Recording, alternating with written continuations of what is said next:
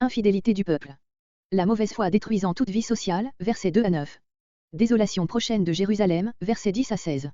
Appel des pleureuses, versets 17 à 22. L'unique sujet de confiance, versets entre 23 et 24. La fausse circoncision. Verset 2.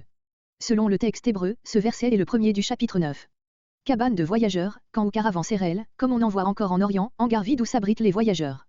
Toutes les âmes saintes ont éprouvé ces moments de lassitude au contact des souillures du monde qui les environnaient. Ainsi David, Psaume 55.7-8, Élie, 1 Roi 19.4, Jésus lui-même, Marc 9.19. Mais Dieu les appelait à la lutte et ne leur a point permis de se réfugier dans la solitude. Une assemblée d'infidèles.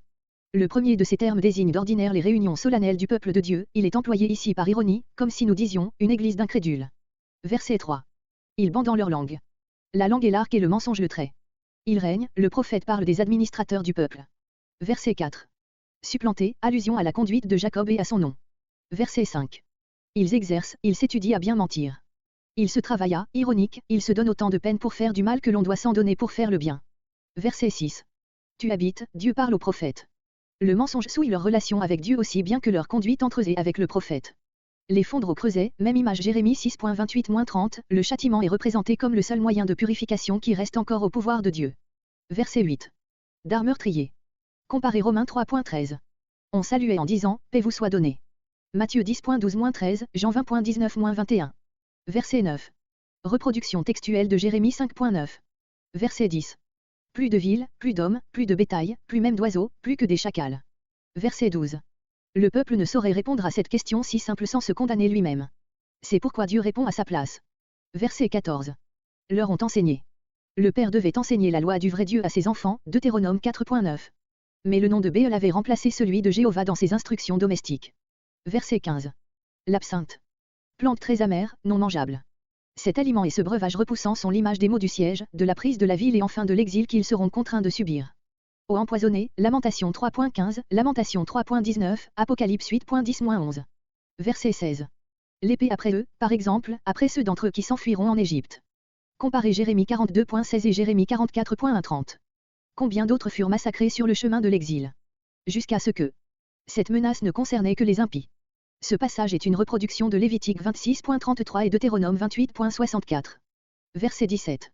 Lugubre ironie, n'oubliez pas de faire les apprêts de vos propres funérailles. Il faudra des pleureuses et il les faudra même toutes prêtes et habiles. Il ne faut donc plus tarder à les assurer. Les pleureuses étaient louées en temps de deuil pour multiplier ces manifestations bruyantes de la douleur par lesquelles les peuples du Midi et de l'Orient croient honorer ceux qui ne sont plus. Jérôme nous les dépeint, chez les Hébreux de son temps, entonnant leurs chants funèbres, la poitrine nue, les cheveux épars.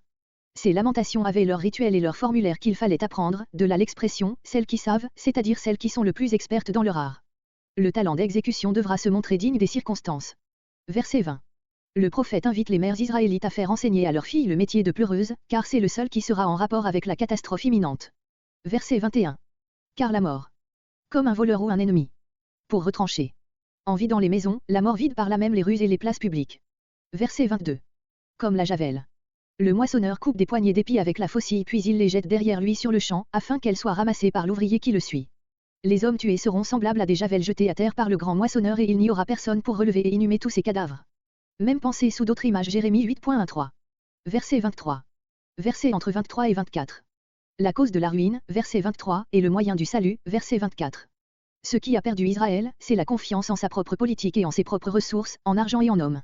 Ce qui pourrait le sauver, ce serait de renoncer à toute force et sagesse propre et de mettre sa confiance dans le Dieu qui s'est fait connaître à lui et dont la grâce et la justice sont ses seuls appuis solides. Comparez 1 Corinthiens 1.31. Verset 25. Verset entre 25 et 26. Ce passage obscur est susceptible de 3 interprétations. On peut traduire « Je châtierai tout circoncis avec », littéralement dans « l'incirconcis ». Cette traduction ferait bien comprendre pourquoi Judas se trouve mêlé dans l'énumération suivante à divers peuples païens et incirconcis. Il partagera leur sort comme il a partagé leur infidélité. Le sens est simple, clair. Mais cette traduction est difficile à défendre. On peut appliquer cette expression du prophète, selon la seule traduction vraiment naturelle, le circoncis incirconcis, à Judas et à Judas uniquement, en ce sens que, tout en étant extérieurement circoncis, Judas a le cœur infidèle des incirconcis.